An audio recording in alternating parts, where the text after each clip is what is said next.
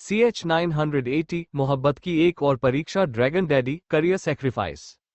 कुछ ही देर में खाना कंप्लीट हुआ। कुछ ही देर में नताशा अपनी कॉलेज के लिए निकल चुकी थी। रॉकी भी अपने आने वाले कॉन्सर्ट के प्रैक्टिस के लिए निकल चुका था। समर और माही अपने बेटे माहिर को बेबी बूस्टर इंजेक्शन के लिए लेकर चले गए थे। अक्षत जिंदल, जो कि फिलहाल अमेरिका के प्रेसिडेंट होने के नाते एक इम्पोर्टेंट पार्लियामेंट के लिए जा चुके थे। अंश अपने बिजनेस में ध्यान दे रहा था।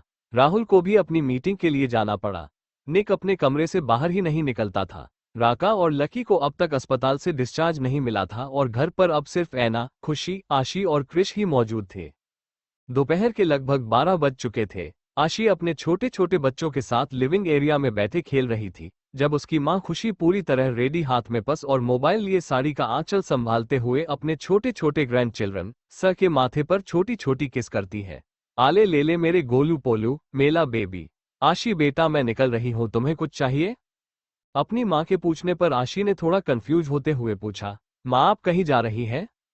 अब हाँ बेटा, मैंने तुम्हें बताया तो था, आज मेरे रूटीन चेकअप का अपॉइंटमेंट है।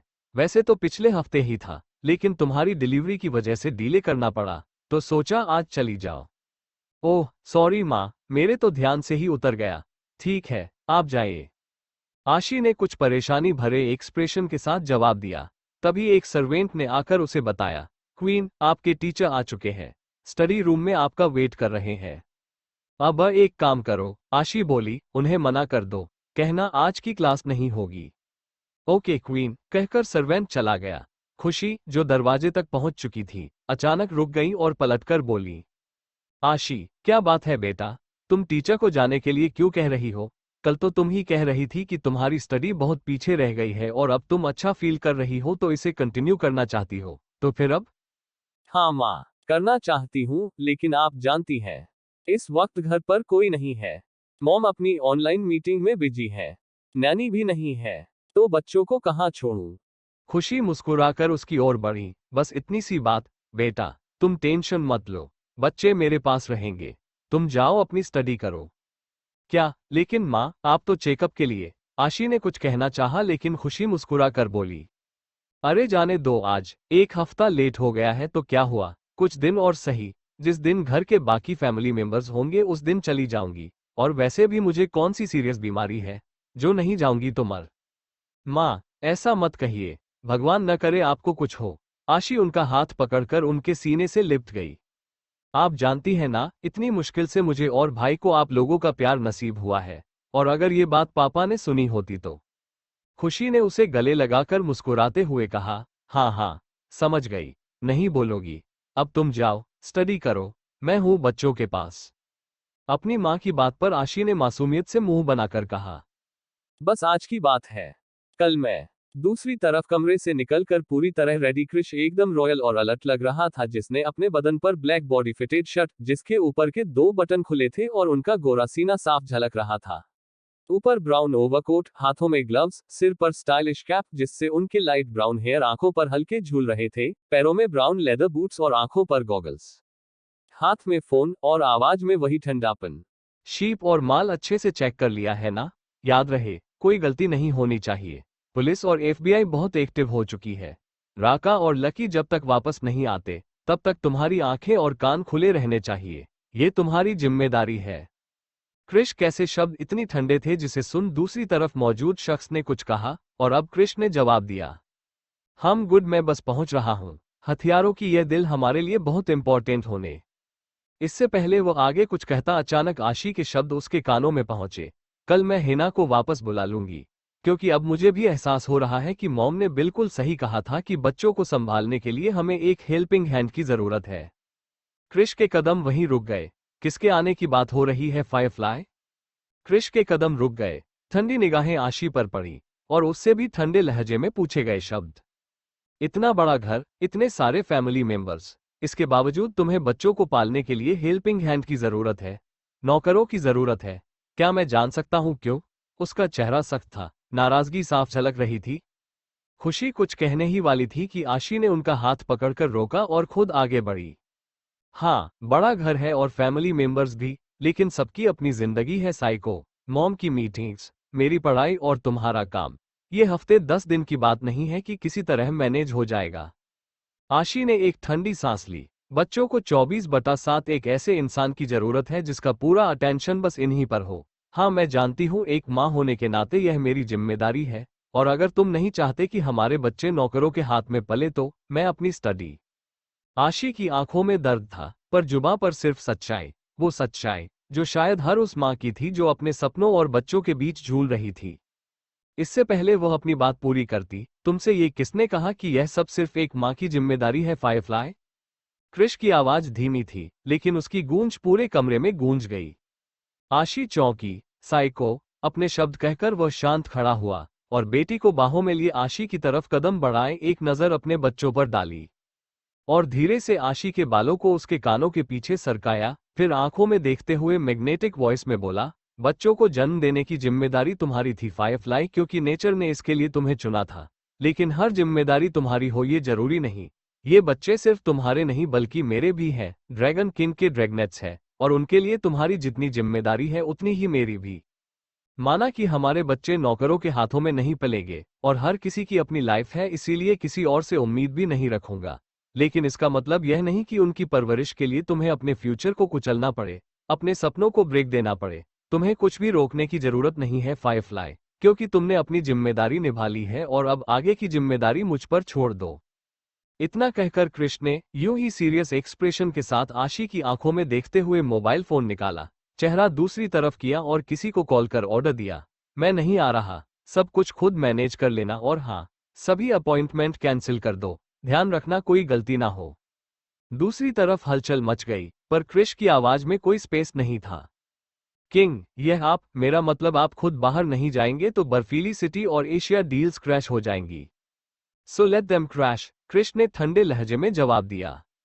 इतना कहकर क्रिश ने कॉल डिस्कनेक्ट कर दिया, और उसकी बात सुन आशी के साथ साथ खुशी भी हैरान थी। उन लोगों को अपने कानों और आंखों पर यकीन नहीं हो रहा था कि क्रिश क्या कह रहा है। आशी की आंखें क्रिश की आंखों पर टिकी हुई थी, हल्की नमी और ढेर सारा सवाल लिए कि तभी क्रिश आशी की तरफ मुड़ा, एक हाथ उसके कमर पर रखकर उसे झटके से अपने करीब खींच लिया। एच।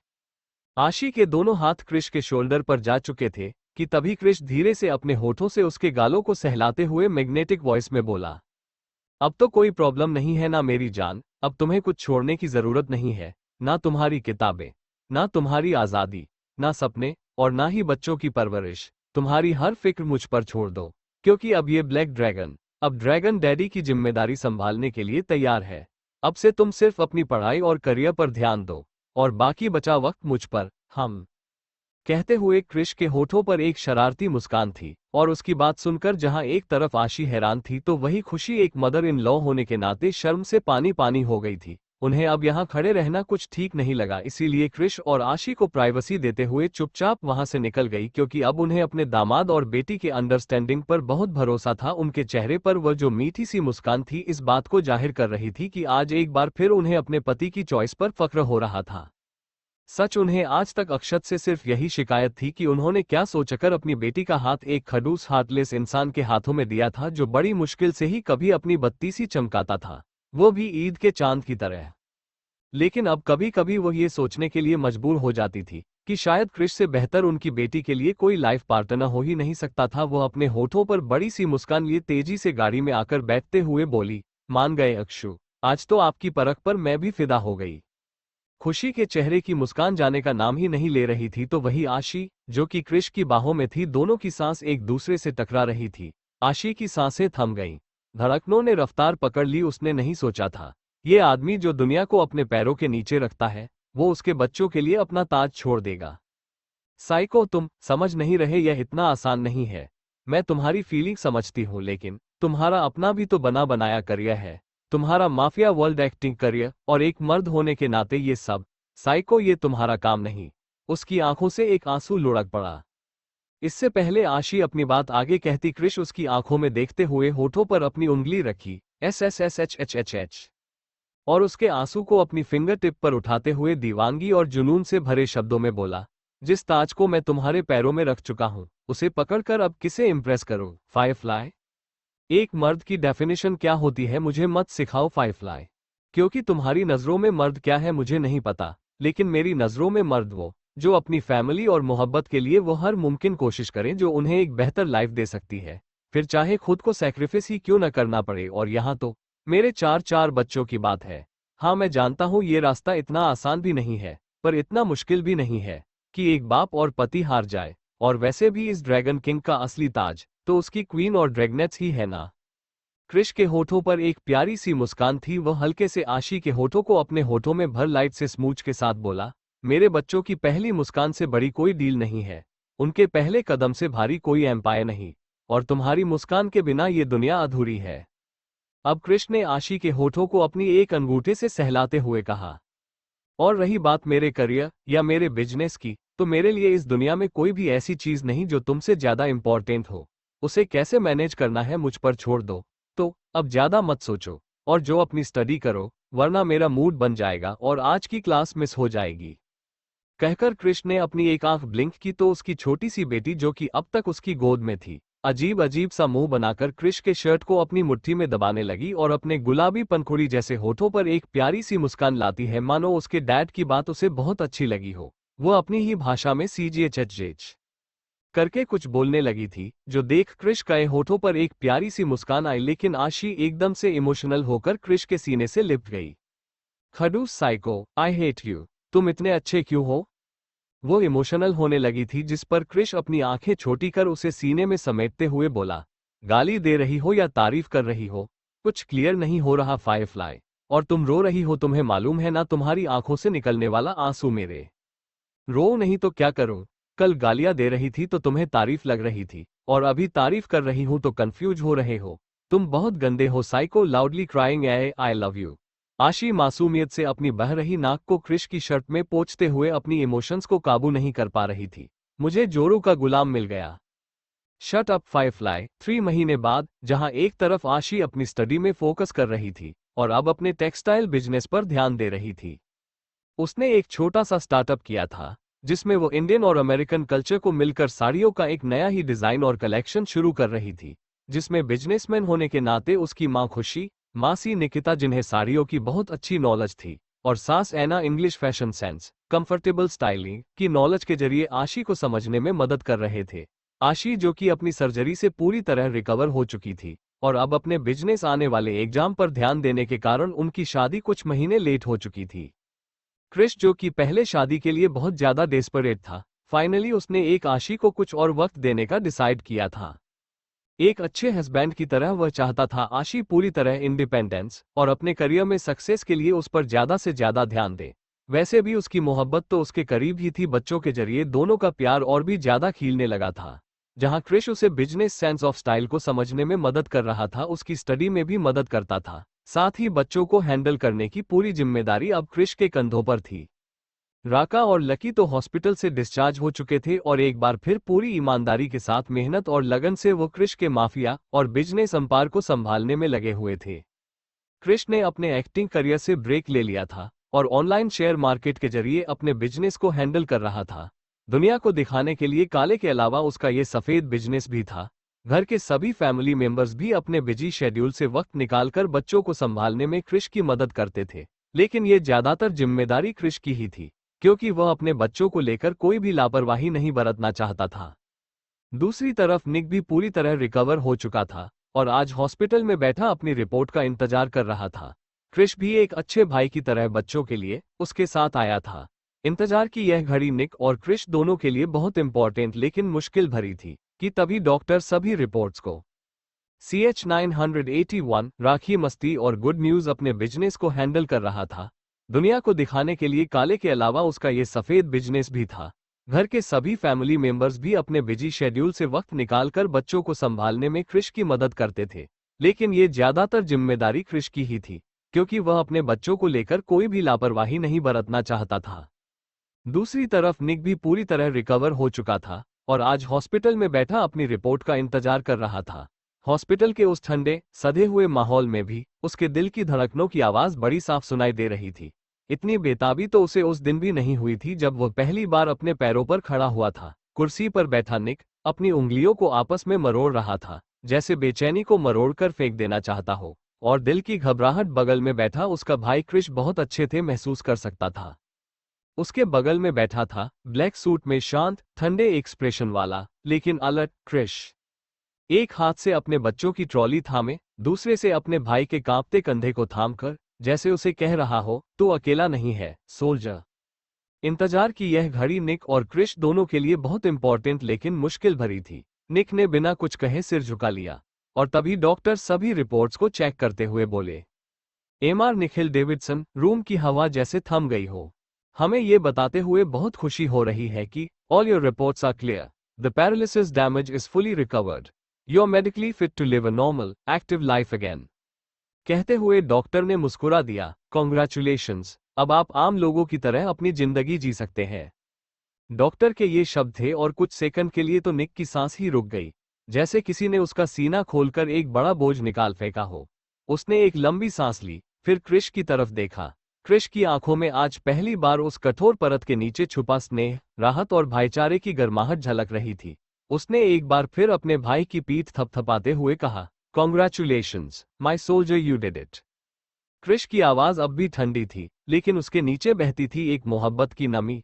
निक ने वो नमी महसूस की और खुद को संभालते हुए भर्राए गले से बोला, ये आपके और एक ठहराव गहरी सांस के साथ आशी भाभी के बिना पॉसिबल नहीं था ब्रो। आप लोगों ने मेरे लिए जो किया वह। निक ने आज पहली बार अपने होठों से आशी के लिए भाभी शब्द खुद इस्तेमाल किया था, तो वही क्रिश की आंखें एक सेकंड के लिए सख्त हो गईं। वो तुरंत आगे झुका और निक के गालों पर बहते आंसुओं को अपने हाथ से पोंछते हुए ठंडी आवाज में फुसफुसाया, मर्द रोते हुए अच्छे नहीं लगते निक, सो डोंट यू डेयर। और जहां तक मेरी फायरफ्लाई की बात है तो उसकी आंखों में आशी के लिए वही पुराना जुनून, वही पजेसिव लपटे भरोसा और गर्व चमक उठा था। यही तो खासियत है उसकी, रिश्तों की कीमत जानती है और खास तौर से लिए मेरे लिए तुम्हारी। निक भी उसकी बात पर पूरी तरह एग्री करते हुए उसका हाथ अपने हाथों में लेते हुए बोला, you are right bro, she is really so special for you and I wish कि अब आप ज्यादा देर ना करके उससे दोबारा शादी कर ले। कहते हुए निक ने क्रिश के पास बेबी ट्रॉली में सो रहे उसके 3 छोटे छोटे ड्रैगनेट्स को देखा। क्योंकि जाने अनजाने मेरी वजह से आप लोगों ने जो दूरियां फेस की, मैं नहीं चाहता उसका जरा भी असर इन ड्रैगनेट्स पर पड़े। I am really so. इससे पहले निक अपनी बात पूरी कर पाता, क्रिश अपनी एक आईब्रो उठाकर कोल्ड वॉइस में बोला, एस आगे नहीं। अब चलो घर चलकर, सबको ये कुछ कभी भी देनी है, एंड यू थैंक्स डॉक। कहकर क्रिश उसी रॉयल एटीट्यूड से उठकर बच्चों की ट्रॉली को थामते हुए दरवाजे की ओर बढ़ा, लेकिन तभी निक के चेहरे के एक्सप्रेशन थोड़े बदले। Bro, tomorrow is the 25th of September। निक की आवाज जैसे ही क्रिश के कानों से टकराई, क्रिश के कदम वहीं जम गए। दूसरी तरफ डेविडसन विला रक्षाबंधन की रौनक पूरे घर में फैली थी। रंग बिरंगी राखियां, मिठाइयों की खुशबू और बच्चों की शरारतें, सब कुछ जैसे एक परफेक्ट फैमिली मूवी का सीन लग रहा था। मैं आज रक्षाबंधन का त्योहार मनाया जा रहा था। नताशा, आशी, काजल और माही बहुत खुश थे, लेकिन साथ ही आंखों में बेताबी उनकी नजरें बार बार दरवाजे की तरफ जा रही थी। ना जाने निक की रिपोर्ट कैसी आई होगी। कश्मकश के बीच लड़कियों ने अपने भाइयों को राखी बांधा। आशी ने अथर्व और अंश को, नताशा ने भी अथर्व और अंश को। माही के भाई विद्युत स्पेशली राखी के लिए इटली से वापस अमेरिका आ रहा था, जिससे मिलने की खुशी माही के चेहरे पर देखते ही बन रही थी। काजल को भी अंश के साथ अपने भाई युवान खन्ना के घर जाना था। वो पूरी तरह रेडी आशी और नताशा के राखी कंप्लीट होने का इंतजार कर रही थी। सब बहुत खुश थे, लेकिन गौरी की याद सभी के चेहरे पर मायूसी आने से रोक नहीं पा रही थी। वैसे तो गौरी की याद हर किसी को परेशान कर रही थी, लेकिन समर और रॉकी के लिए ये ज्यादा तकलीफ भरा था। अचानक ही समर ने मायूसी से अपनी खाली कलाई देखी। एक गहरा सन्नाटा उसके चेहरे पर छा गया, लेकिन उसने चुप्पी ओढ़ ली थी, क्योंकि वो किसी का मूड खराब नहीं करना चाहता था। लेकिन उसकी आंखें सब कुछ कह गईं। अंश और अथर्व, आशी, नताशा, रॉकी, काजल और वहां बैठे सभी लोग इस खामोशी की टीस को पढ़ चुके थे। सभी एक दूसरे का चेहरा देखने लगे, जब काजल ने एकदम से आगे बढ़ समर की कलाई पर राखी बांधते हुए बोली, जानती हूं उसकी जगह नहीं ले सकती, लेकिन मॉम, खुशी से सुना है देवर और भाभी का रिश्ता भाई और बहन की तरह ही पवित्र होता है। काजल के शब्द सुन समर के मायूस चेहरे पर एक बड़ी सी मुस्कान आ गई और उसे देख आशी ने उसे छेड़ते हुए कहा, सिर्फ मुस्कुराने से काम नहीं चलेगा बंदर, जेब ढीली कर जेब। और भाभी सस्ते गिफ्ट से मत मानना, वरना ये कंजूस हर बार कंगाली का रोना रोकर साइड से निकल जाता है। और वैसे भी इस बार तो उसने बाबा के साथ मिलकर एक नया बिजनेस शुरू किया है, बहुत पैसे हैं इसके पास। ये समर के बच्चे, जल्दी पैसे निकाल और थोड़ा हमारी तरफ भी बढ़ा। कहकर आशी तुरंत उसके सामने आ खड़ी हुई थी और नताशा भी तुरंत उछलते हुए उसके पास आ गई थी। दोनों ही किसी भिखारी की तरह अपने हाथ से फैलाकर जल्दी जल्दी पैसा लेने के लिए हाथ हिला रही थी। जब दोनों की हरकत पर काजल ने मुस्कुरा कर कहा, नहीं नहीं, मुझे कुछ नहीं चाहिए। ये सुनते ही समर का चेहरा खिल गया, क्योंकि उसके पैसे बचने वाले थे, लेकिन आशी ऐसा कैसे होने देती। वो एकदम से आंखें मटकाते हुए बोली, आपको नहीं चाहिए भाभी, लेकिन हमें तो चाहिए। क्यों नताशा? हाँ हाँ बिल्कुल, भला इतना अच्छा मौका कौन छोड़ेगा। चलो समर, जल्दी पैसे निकालो। ये सुनते ही समर की आंखें बड़ी हुई और वो मुंह बनाते हुए बोला, क्या पैसे, लेकिन किस बात के? अरे राखी तो काजल भाभी ने। इससे पहले वो अपनी बात पूरी करता, आशी ने धीरे से झांककर उसकी पॉकेट चेक करने की कोशिश की, तो समर ने जल्दी से अपनी पॉकेट छुपाते हुए मुंह बनाते हुए कहा, ए बंदरिया, खबरदार मेरे पैसे पर नजर मत डाल, क्योंकि तुझे नहीं मिलने वाला। वैसे भी अथर्व और अंश भाई को लूटकर तेरा पेट नहीं भरा क्या? जी नहीं, पेट नहीं भरा, और जब तक तुझसे नहीं लेंगे भरने वाला भी नहीं है। नताशा, पकड़ इसका हाथ, ऐसे कैसे पैसे नहीं देगा? कहकर आशी ने तुरंत इसकी पॉकेट में हाथ डाला और नताशा ने समर का हाथ पकड़ लिया। समर बेचारा उछलता ही रह गया। अरे अरे यार, कुछ तो रहने दो। चोर चोर, अरे कोई तो पुलिस को बुलाओ, हद है यार, यहाँ तो दिन दहाड़े डकैती हो रही है। कोई है, कोई मेरी मदद करो। समर बेचारा मुंह बना बनाकर रो रहा था, लेकिन उन दोनों चोरनियों ने उसका पूरा बटुआ खाली कर दिया था। तो वही माही मुस्कुरा कर रह गई थी और घर के सभी लोग पेट पकड़कर हंस रहे थे, जब अंश ने धीरे से समर के कंधे पर हाथ रखते हुए कहा, रहने दे यार समर, इतनी प्यारी चोरनिया है। शुक्र मना तेरा, तो फिर भी बटुआ चुरा रही है, वरना मुझसे और अथर्व से पूछ, जिन्हें बैंक करप्शन का नोटिस आने वाला है। मतलब हद है, साल भर हम लोग चिल्लर चिल्लर करके जमा करते हैं, और ये दोनों लड़कियां साल के 2 दिन उसे इस तरह हड़प ले जाती हैं जैसे लैंडलॉर्ड अपना किराया ले जाता है। सच, कभी कभी तो मैं ये सोचता हूं कि मैं बेटा क्यों बना। अंश की बात सुनकर समर, अथर्व और रॉकी मुंह दबाकर हंसने लगे थे कि तभी आशी ने तुनक कर समर की जेब से निकले पैसों को गिनते हुए कहा, ओ तो भाई को अपने जेंडर से प्रॉब्लम हो रही है, वह भी सिर्फ इसलिए क्योंकि उनकी 2 क्यूट क्यूट बहनों ने उनका बैंक बैलेंस खाली कर दिया। वाह भाई, मानना पड़ेगा, समर के साथ रहकर आप भी एक नंबर के कंजूस बन गए हैं।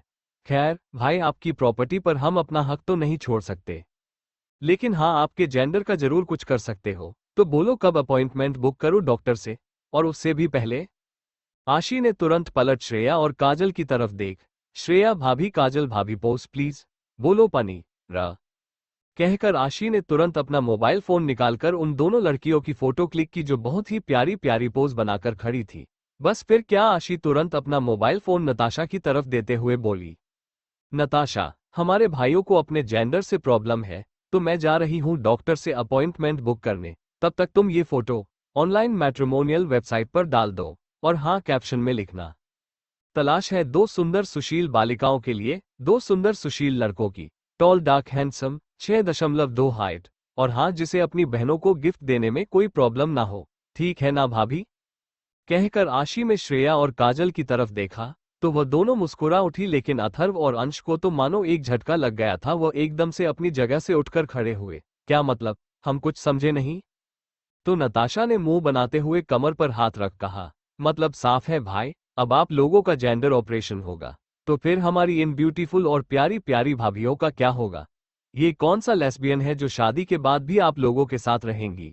तो बस उनके लिए कोई ना कोई रिश्ता तो ढूंढना पड़ेगा ना। वैसे आशी, नेशनलिटी क्या डालूं, अमेरिका या इंडियन? कहते हुए नताशा की आंखें लगातार मोबाइल की स्क्रीन पर जमी हुई थी और वह जल्दी जल्दी कुछ बटन प्रेस कर रही थी, जब आशी ने मुस्कुरा कर कहा, इंडियन मर्दों में भाभियों का टेस्ट बहुत खराब है, अमेरिका ही डाल दो नताशा। इसी बहाने इन लोगों से मुलाकात होती रहेगी। क्यों है ना भाभी? हाँ हाँ, बहुत अच्छा है, कहकर माही मुस्कुरा दी। माही की बात सुनते ही अंश और अथर्व को तो मानो कट लगा था। वो दोनों एकदम से उसे आंखें दिखाते हुए चिल्लाकर, क्या खाक अच्छा है? नत्तू, ये सब बंद करो वरना। अंश घबराए था। हम तो मजाक कर रहे थे। तो अथर्व ने जल्दी से नताशा से मोबाइल छीना और मोबाइल स्क्रीन की तरफ देखा, तो उसकी आंखें बड़ी हो गई, क्योंकि नताशा तो मोबाइल पर गेम खेल रही थी और ये देख उसकी जान में जान आए। तभी नताशा और आशी खिलखिलाकर हंसने लगे। अब वो दोनों लड़के उन दोनों लड़कियों को घूर कर देख रहे थे। तो आशी ने नताशा के कंधे पर हाथ रखते हुए कहा, हाँ हाँ हाँ हाँ, कैसा लगा भाई? खबरदार अगली बार हमसे पंगा मत लेना, वरना जो बची प्रॉपर्टी है ना, वह भी अपने नाम करवा लेंगे। फिर बजाते रहना घंटी, हाँ नहीं तो HHHH लुक ऑफ ट्रायम्फ। चल नताशा, आज अच्छी खासी कमाई हुई है। कहकर वो दोनों लड़कियां पैसा गिनते हुए वहां से जा रही थी, तो वहीं अंश और अथर्व घबराकर जल्दी जल्दी अपनी बीवियों को सीने से लगा लेते हैं। स्टूपिड गर्ल्स, तुम्हें क्या जरूरत थी पोज देने की? अंश, अथर्व, उन्होंने मांगा तो हमने दे दिया, इसमें कौन सी बड़ी बात। शट अप, जब कुछ समझ में ना आए तो दिमाग नहीं चलाना चाहिए। वो दोनों लड़के अपनी बीवियों पर गुस्सा हो रहे थे और उन दोनों का गुस्सा देख खुशी ने उन्हें समझाते हुए कहा, अंश, अथर्व, रिलैक्स बेटा, ये बस एक छोटा सा मजाक ही तो। लेकिन हमारे लिए मजाक नहीं था मोम, मजाक में भी नहीं, अंश ने तड़प भरी आवाज में कहा और काजल के चेहरे की तरफ देख उसे झटके से अपने सीने से लगा लिया। तो वही अथर्व भी श्रेया को अपने सीने से लगाकर उसकी पीठ सहलाते हुए आंखें बंद कर बोला, हाँ मासी, अंश सही कह रहा है, माना कि यह एक मजाक है, लेकिन हमारे लिए नहीं। हमारी जान निकल गई थी, पता है, इतनी मुश्किल से मिली है हमें हमारी मोहब्बत। और वो दोनों लड़के सेटी हो रहे थे जब नताशा ने मुंह बनाकर कहा, ओ पजेसिव। आशी ने आंखें मटकाते, सेंटिमेंट। तो काजल ने भी मुंह बनाकर, ऑब्सेशन। तो श्रेया क्यूट सा चेहरा बनाकर, दीवानगी। और तब क्रिश की मॉम ऐना ने माथा पीटते हुए कहा, पागलपन। अब निकिता ने खुशी को गुस्से से देखते हुए कहा, खुशी, मैंने कहा था ना अपने ड्रैकुला को बच्चों से दूर रख, देख उनका वायरस इन लोगों को भी इन्फेक्ट कर चुका है। निकिता की शिकायत सुनकर माही बेचारी क्यूट सा चेहरा बनाकर समर को चाहत भरी निगाहों से देखते हुए बोली, वैसे यह वायरस इतना बुरा भी नहीं है, काश ये समर को भी इन्फेक्ट कर पाता। वह अपना सर झटक कर रह गई थी जब अचानक उसे अपनी कमर पर किसी के हाथ महसूस हुए। उसने झटके से पलट कर देखा तो समर ने एकदम से उसकी कमर को पकड़ अपने करीब किया था। समर, माना कि दीवानगी के खेल में थोड़ा कच्चा खिलाड़ी हूं, क्योंकि मेरे लिए मोहब्बत कोई खेल नहीं बल्कि आशिकी है, और यह आशिक बस तुम्हारा। कहकर समर माही की आंखों में देखते हुए धीरे धीरे उसके होठों की तरफ झुकने लगा। तो माही शर्मा कर अपनी नजर नीचे कर लेती है। उसके दिल में एक हल्की गुदगुदी होने लगी थी और तभी अचानक किसी ने उनकी फोटो क्लिक की और जोरदार आवाज में खुश होकर कहा, अरे वाह, क्या सीन है, रोमांस इन दी एयर। उन दोनों ने जल्दी से हड़बड़ाकर सामने की तरफ देखा जहां नताशा, ऐना, रॉकी, अथर्व, अंश, काजल, खुशी, निकिता खड़े मुस्कुरा रहे थे और आशी ने फोटो को एक जोरदार चुम्मी के साथ देखते हुए कहा, अमर किसिंग। ब्रेकिंग न्यूज, लंगूर के हाथ में आया अंगूर, वो भी मीठी मीठी टंग आउट। तो इसी बात पर एक शेर अर्ज है। तो अंश खुश होकर, इरशाद इरशाद, कि कुछ इस कदर उसकी स्माइल ने सारा सिस्टम हिला दिया। सबने एक साथ मिलकर, वाह वाह वाह वाह। हाँ, तो कुछ इस कदर उसकी स्माइल ने सारा सिस्टम हिला दिया और कोमा के मरीज को परमानेंट सुला दिया। वाह वाह वाह कहकर सभी लोग ताली देने लगे कि तभी रॉकी भी उछलते हुए बोला, एक मैं भी, एक मैं भी। क्या तुम रॉकी? आशी ने हैरानी से कहा। तो रॉकी खुश होकर कॉलर चढ़ाते हुए बोला, तुम लोगों की संगत का असर है। हाँ, तो अर्ज किया है। इरशाद इरशाद, नताशा ने खुश होकर, कुछ तो था उसके होठों पर, न जाने हमसे क्यों शर्माती थी। वाह वाह वाह, जियो मेरे शेर, अंश ने खुश होकर कहा। हाँ, तो कुछ तो था उसके होठों पर, न जाने हमसे क्यों शर्माती थी। एक दिन हंसी तो पता चला नालायक तंबाकू खाती थी। और बस इतना सुनना था कि सभी लोग खिलखिलाकर हंसने लगे और बेचारी माही शर्मा कर तुरंत वहां से भागी थी।